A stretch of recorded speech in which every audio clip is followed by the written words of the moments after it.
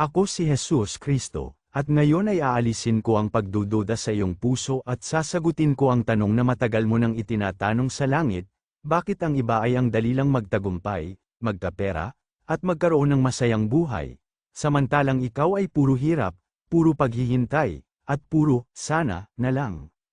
Marami sa inyo ang naiinis, nawawala ng pag-asa, at minsan ay naiinggit pa sa kapwa. Akala ninyo ay may favoritism ako o mas mahal ko ang iba kaysa sa inyo. Mali ang inyong iniisip, ang katotohanan ay ito, hindi ko ipinagkakait ang biyaya sa iyo. Pinaghahandaan ko lang ang iyong puso at pagkatao dahil alam kong kapag binigay ko ito sa iyo ngayon, baka ikaw pa ang mawala o baka ito pa ang maging sanhi ng iyong pagkawasak.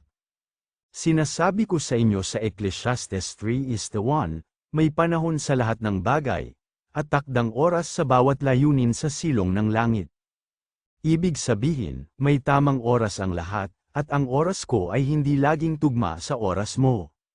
Sa tunay na buhay, mapapansin mo na ang mga bagay na madaling makuha ay madaling mawala, pero ang mga bagay na pinaghihirapan at pinaghihintayan ay siya namang tumatagal. Bakit? Dahil ang proseso ng paghihintay at pagdurusa ay ang aking paraan para patibayin ka. Isipin mo ang isang gusali, bago itaas ang matataas na palapag, kailangan munang hukayin ng malalim at patigasin ang pundasyon. Kung matibay ang pundasyon, kahit anong bagyo ay hindi ito gigiba. Ganoon din sa iyo, kung ibibigay ko sa iyo ang lahat ng yaman, kapangyarihan, o tagumpay na hinihiling mo nang hindi ka pa handa, magiging mayabang ka, magiging kampante ka, at makakalimutan mo ang pinanggalingan mo at kung sino ang nagbigay nito. May mga taong binigyan ko agad ng maraming biyaya, pero dahil hindi pa handa ang puso nila, inabuso nila ito, naging masama sila, at nawala pa sila sa aking landas.